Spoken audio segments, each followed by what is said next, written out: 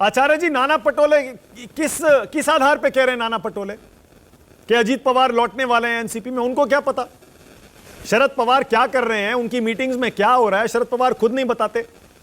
नाना पटोले को कहां से पता कि अजीत पवार लौटने वाले हैं?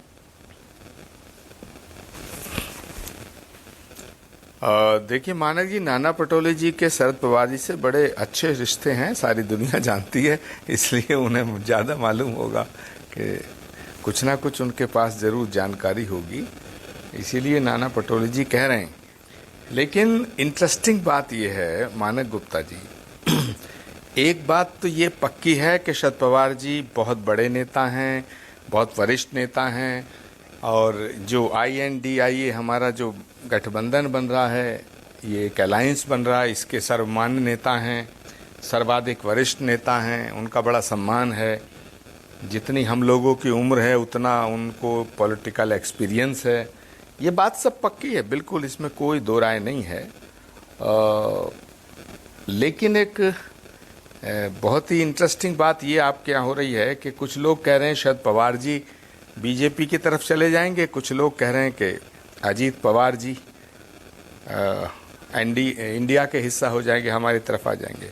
मैं एक और बात कह रहा हूँ मानक गुप्ता जी कि अजय आलोक जी से पूछिए कि अजीत दादा पवार अपने परिवार और अपनी पार्टी को छोड़ के, तोड़ के, मोड़ के, मरोड़ के जो गए और दोनों बार डिप्टी CM की शपथ ली, तो उसका कारण क्या था?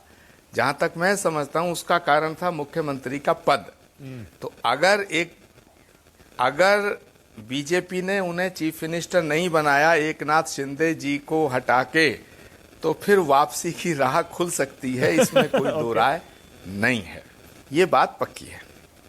तो अगर डॉक्टर अजय आलोक चाहते हैं कि अजीत दादा पवार लोकसभा के चुनाव तक उनके साथ रहें, तो फिर भाई मुख्यमंत्री उन्हें बना दो, वरना वो वापसी के रास्ते बंद उन्होंने नहीं किए।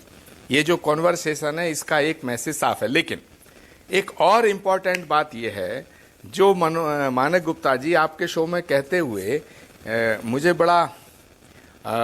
मैं बड़ा असमंजस में हूं कि मैं कैसे कहूं, और वो बात यह है कि शरद पवार जी वरिष्ठ नेता हैं, ये अपनी जगह ठीक है, अजीत दादा पवार उनके परिवार के हिस्से हैं, ये भी ठीक है, अजीत दादा परिवार, शरद पवार जी, अजीत दादा परिवार, प्रफुल्ल पटेल, छगन भुजबल, सब एक परिवार है, ये बात ठीक है। लेकिन हमारी प्रॉब्लम क्या है? हमारी सबसे बड़ी दिक्कत और हमारी विडंबना ये है, जिससे बहुत बड़ा देश में कन्फ्यूजन हो रहा है, एक संदेह उत्पन्न हो रहा है, और हमारी भी विडंबना है, वो ये है कि INDIA के नेता शरद पवार और शरद पवार जी के नेता अजीत पवार और अजीत पवार जी के नेता नरेंद्र मोदी, तो झगड़ा ही खत्म हो गया, सभी एक परिवार बन गया। ये मैं समझ नहीं पा रहा हूं, ये मेरी भी उलझन है। आचार्य जी, ये आपकी उलझन है, लेकिन अजय आलोक ने जो इशारा किया उसे इग्नोर मत करिए। हो सकता है शरद पवार भी चले जाएं, जिस तरह के इशारे वो कर रहे हैं। एनसीपी टूटी ही नहीं है। सुप्रिया सुले कह रही हैं एनसीपी के नेता हैं अजीत पवार।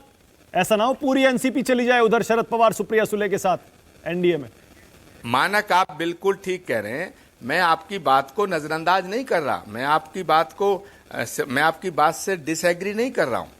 लेकिन जैसा आप ये कह रहे हैं कि डॉक्टर अजय आलोक जो इशारा कर रहे हैं कि हो सकता है शरद पवार जी एनडीए की तरफ आ जाएं, तो मेरे इशारे को भी आप इग्नोर मत करिएगा, उसमें भी बड़ा दम है।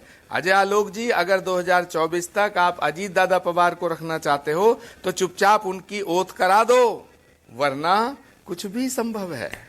अच्छा, एक सेकंड, ओके।